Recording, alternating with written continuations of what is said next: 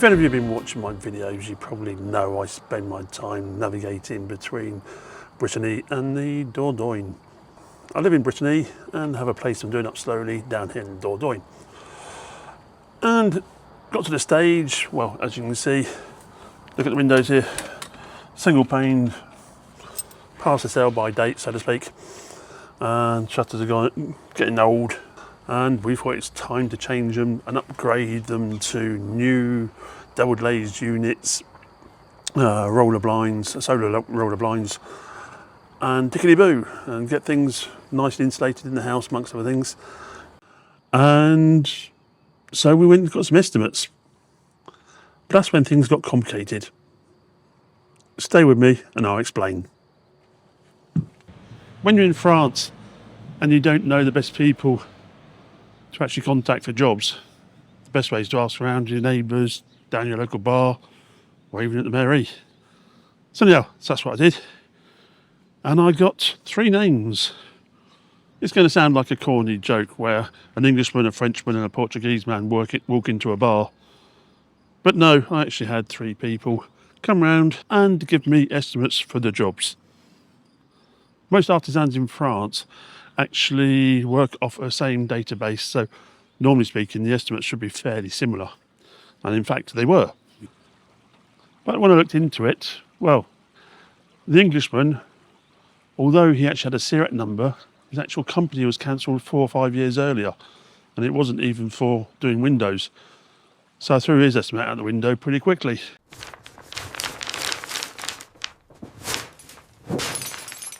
In case you don't know, working with someone on the black like that means that not only the work isn't guaranteed in case there's a problem, it also means if the police catch up with you, you can be fined for employing illegal labour.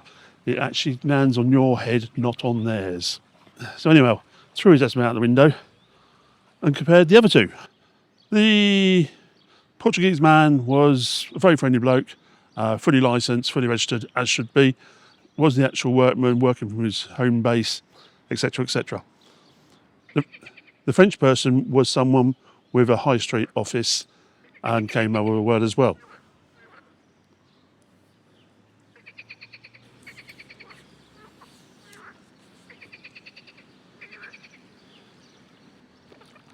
But anyhow, I compared the 2 divies, and for different reasons I decided to go with the French person. Nothing against the Portuguese person, just the French person's divvy sounded more interesting to me. And so I thought, that's that, we sign the divvy, get the job rolling. But no. My wife is French, and luckily for me, well, this time anyhow, she's a bit of a natural warrior. And she said to me, "Oh, you better go and check it out with the mairie." And I said to her, "No, the thing is, up in Britain, we just changed the windows and got on with it. We don't need planning permission." And wife insisted, "Go check the mairie." So, in order to keep my life, my marriage a happy one, decided to listen to her. So I strolled down to the mairie, which is around the corner. Really friendly people in this village. And thought I'd just say to her, "Thinking about changing windows, just want to check there's nothing I have to worry about." And that's when they said, "Ah, but Mr. Newton, you're in the Dordogne. This is in a protected area.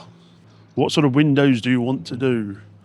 So he said to her, well, basically, red aluminium windows with roller blinds on them. But no roller blinds. So that's the first kick in the teeth. Part of the reason is because I'm within 500 metres of this, which the locals refer to as the chapel. Not too sure what it is actually. It's old. It's historical, but it's more confounding to me than a chapel. But there you go. But anyhow, it's a listed building, and I'm within 500 metres of it. Thus, we actually have the restricted choice on the colours we can use for the windows.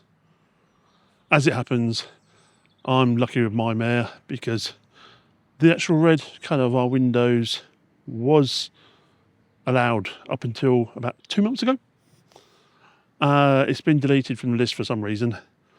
But the mairie stuck up for me with the planning office saying, well, A, the windows were already that colour to start with, and B, that the actual mairie hadn't been informed that the actual colour choice had been restricted more.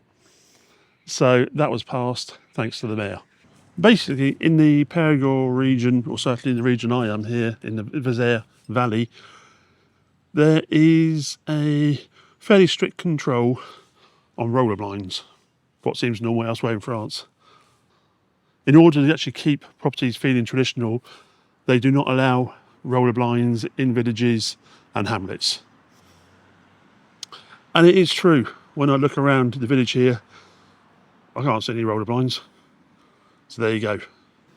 And to be honest, one of the reasons I actually love it down here in Dordogne is because of the architecture. The villages feel traditional. They feel like they've been sitting there for centuries. Well, most of them have, but they still feel that way.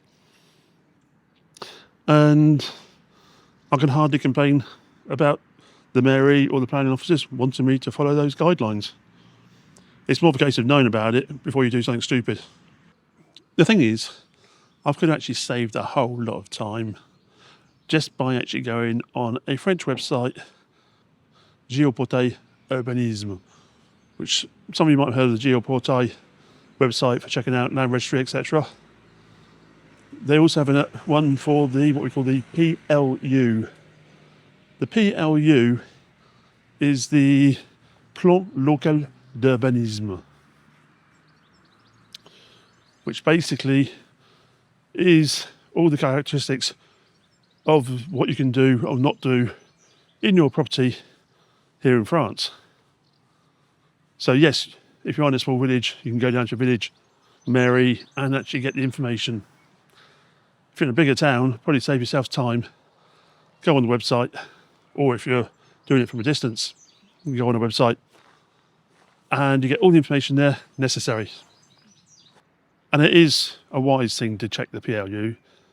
For example, I know of one commune at a given stage, the only people who could actually convert their outbuildings into holiday cottages were the farmers. I got a sneaking suspicion the mayor at that time might have been a farmer. So now I've actually spoken to the mairie. My plans are passed. Admittedly, once we knew what we were doing, the plans went past very quickly. Within less than a month, about 3 weeks. I had to send off some photos of the actual building as it is, a copy of the land registry plan, and a few other details about the actual work we wanted to do. And within 3 weeks, it had come back approved, no problem at all. So spending a few minutes to start with going on a website could have saved me quite a few days backing and forwarding. One thing not all of you might know is that the original company I worked in with my parents back in the late 80s was called Find and Renovate. So we took care of the sales side as well as the renovation side. And with that company, we did over 400 renovations here in France. Well, we didn't actually do them all, we organised them, put it that way. And part of my job was dealing with the planners.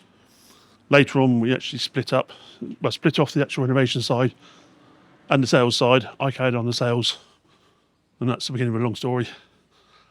But basically, on my personal experience with French planners, all I can say is go to the mairie, talk to them nicely, don't go in telling them what you want and how it's going to be done. Go in and ask them, and everything will be fine. So to resume, if you are looking to do any work on your property here in France, don't forget to check out your local PLU, Plan Local d'Urbanisme. Either be a local mairie, if you're in a small commune, or on the government website, which I'll put a link on the screen here for you, and obviously at the top and down the bottom, all around there. And if you are looking for a renovation project, you can always scan the QR code up on the screen here. That will take you through to a form, fill it out, give you details. That comes through to me, and I'll get back to you if I can help you. In the meantime, I'm Dan Newton, the French estate agent. À bientôt.